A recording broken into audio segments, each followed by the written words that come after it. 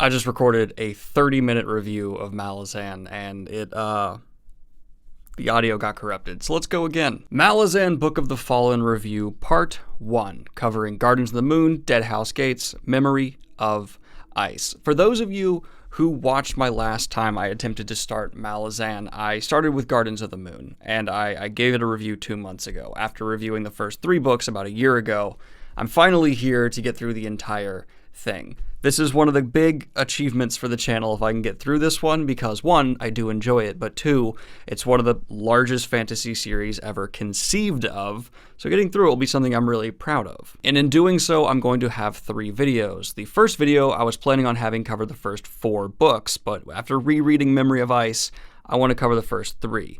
And now the second video will be 4 books, and the third will be the final 3 books of the main series. Recapping what I think of Gardens of the Moon. I liked it, but I didn't love it. It has a whole lot it attempts to do, but I guess the best way I can say it is it's stunted in a way. Gardens of the Moon is objectively hard to get through. One thing I've consistently seen from people who have read and reviewed it is that they go, "This was great. I have no idea what happened." Steven Erikson does not set up the world, he does not build it, he puts you in there and you go. And from there, you just experience the world of Malazan Book of the Fallen. And that's a rather difficult start, especially for a series on this scale. And it's the biggest issue that Gardens of the Moon has, I believe. It's this, there's no setup. It's just you run as soon as you land. And there's some issues that evolve from there as well. Every character is kind of established, but you don't get a whole lot of relationship building or dynamics with those around them. We just are told, okay, this is this person and who they are to them, and then they stay stagnantly that way pretty much till the end. The character introductions are usually handled well, but he doesn't establish the character fully in a way I really enjoyed. Gardens of the Moon had problems, but overall I respected the crap out of it for just how much was covered in it and how much was actually established through this just hit the ground running approach Erikson has. Now, after you spend all this time and energy building up a certain situation in your world, Steven Erikson wants to prove to you in the next book that he's not building just the next Middle-earth. He's not building the next Westlands of Wheel of Time. No, he picks you up and puts you in a whole other place in his world, and you start from basically square one, and he does the same type of approach. But it's not nearly as character stunted as I felt Gardens of the Moon was. Deadhouse Gates has a much easier introduction for readers in terms of the people you're writing with and their story they go through. This feels much more like a fantasy book where you are given the introduction, the establishment, and maybe that's also because I read Gardens of the Moon, I'm able to carry over some of my expectations from there, though not a lot. But Deadhouse Gates was an easier read because of that. I think I like it more than Gardens of the Moon upon rereading it. Book 3, Memory of Ice, is where Steven Erikson shined oh so brightly. Book 3 did a lot for me. So just clarifying, book 1 you start here, book 2 you travel over here, and then book 3 you come back as the reader. There's some connections, but not many. It really is just a different story in this world. But book 3 did such a better job of fleshing out the characters we met in book 1, giving them actual dynamic relationships and better understandings of who they are, and grounding some really huge characters like Andamander Rake who feel other tierly. They're so high up, but suddenly he's involved with a romance a little bit. So he's not Andamander Rake the god. He becomes Andamander Rake the god and a bit of a bro, and I like him for that. Steven Erikson is good with characters. He can have a character with a lot of charm and personality. Obvious Exhibit A, Whiskey Jack. He can have a character with a lot of intrigue. Obvious Exhibit A, Sorry. He can build the badass fantasy, otherworldly powerful being. Exhibit A, Andamander Rake. But he can give them a lot of depth there. They're not just caricatures. And in book 1, I was a bit worried that was what they were going to be. But now that he's not spending so much time and energy building the worlds, and he's now suddenly taking a breath, he's relaxing, and really working on the dynamics with each other and giving them more than just their, I have an objective and I need to get to it and these are the people around me. Now, Malazan to me is feeling like a fully realized fantasy world, something that is kind of ironic with how large scale it is and how much effort he's putting into building this world, but it didn't feel completely realized until suddenly the characters in it started feeling like people, which they definitely did in Memory of Ice and also Deadhouse Gates better than Gardens of the Moon. My biggest piece of advice if you want to start Malazan, is to push through Gardens of the Moon and just get to the other side. Because, well, I think you will appreciate it. As I said in my review of it, it's not the most enjoyable read. I found the actual enjoyment for Malazan to come out in these next 2 books. Obviously, I'm going to rank them basically 3, 2, 1 in terms of enjoyment. 3 being the best, 2 being a close second, and Gardens of the Moon being one I respect immensely but wouldn't say I enjoyed immensely. I've heard people can say consistently that Memory of Ice may be the best of Malazan. If that's the case, great, because I found it to be outstanding. I would say Memory of Ice overall, in terms of character, in terms of plot, in terms of enhancing the world established, was a consistent home run.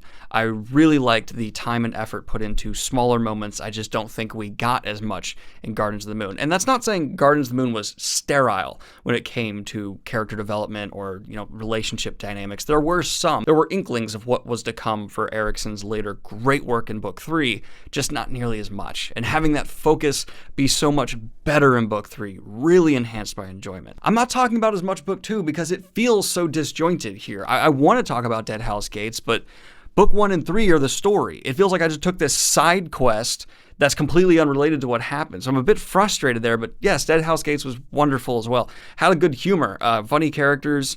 I liked pretty much 2 and 3 are neck and neck tier-wise for me. And I think that's changed drastically through these rereads. I need to go back and watch my original reviews, but I don't know. My biggest advice for Malazan is actually read the first 3 books and then reread them like I did, because that has made these much more understood. I even though I took extensive notes the first time, it's only now that I feel like I fully grasp everything that's happening, and Malazan is becoming something I can definitely tell people, yes, the struggle is worth it. There is payoff to the effort you have to give in Book 1. These books are broken down to books within them. I think my favorite segment from any of the 3 is going to be from Deadhouse Gates with the Dogs of Chains, Chains of something. I need to look that up. That's a bad book reviewer. Definitely probably the standout there, but overall, Book 3 for me really won out. And that's because, while there was more emotional relationship stuff within Book 2, probably due to the really high stakes of characters in a very desperate situation, Book 3 just felt like, okay, I'm back home with these characters, and let's take the same craft that was done with Book 2 character-wise and place it in Book 3, so that now this world that I respected and was built so nicely now feels lived in by people. And that's the real advantage there. Book 3 was so good, it makes me like Book 1 more, because I know what is to come, so I feel like I could go back to Gardens of the Moon now and actually be okay with some of the things that were bothering me originally, because I know either they'll be solved or I can look for the little scraps that I know will be better realized in Book 3. Mild spoiler thing, but I just gotta say, what really saved this for me was just the clear care of character that Erikson put in with the dynamic between Whiskey Jack, who is still my favorite probably in terms of personality, and Corlott, I want to say is how you pronounce her name.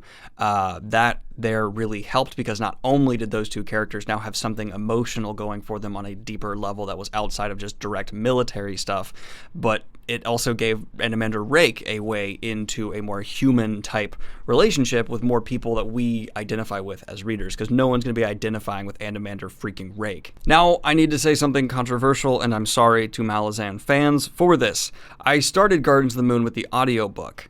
I did not like the performance. That's not me saying it's a bad one. I just don't like the voices he uses, which is a very subjective thing. So for me, I ended up switching to ebooks because it's the only affordable way to get through Malazan with how large it is. Wow. My personal recommendation is check out the audiobook narrator. I think his voices are rather harsh and extreme and tend to be just on this intense level that sometimes I want him to calm down a bit. So check out if you like it or not, and then if not, switch to the physical copies or the ebooks, because for me, it was just a bit much, and with how dry Malazan starts, I don't feel like that intensity will help more people get through it. Overall, for Malazan Series Part 1, and by that I mean books 1, 2, and 3, I'm feeling a solid start, but lacking some real soul. Making up of soul that's completely disconnected, but definitely of high quality. And then an amazing kind of rounding out of the best of both worlds with Memory of Ice Book 3, which was really just I feel like the accumulation of Erikson finding his stride and being able to relax as he writes this series. And also Gardens of the Moon's just whole figure it out as you go, I'm throwing you into this world, figure it out for yourself, stupid approach helps him achieve so much within the pages, but I can understand is why Gardens of the Moon is such a high bar that so many readers can't bring themselves to get through because it's a struggle, and no Malazan fan can deny that with a straight face. Anyway, guys, like and subscribe if you have not already. Hit the Patreon if you want to support what I do here. I know I've seen some comments of people saying that my book reviews have gotten a little shallower. It's because I got a little nervous with how often people were complaining about spoilers. So starting in 2020, I am going to be very cautious of spoilers, but also delving deeper into book reviews. It's going to be a balance, and it'll be a struggle, I'm sure, but I don't want my book reviews to feel just shallow and repetitive, which I'm sure some people have felt. So now book reviews are going to be something I take a little more time to do, starting next year. Look forward to the next part of the Malazan series review in a couple of months when I get through them, and have a good one, y'all. Peace.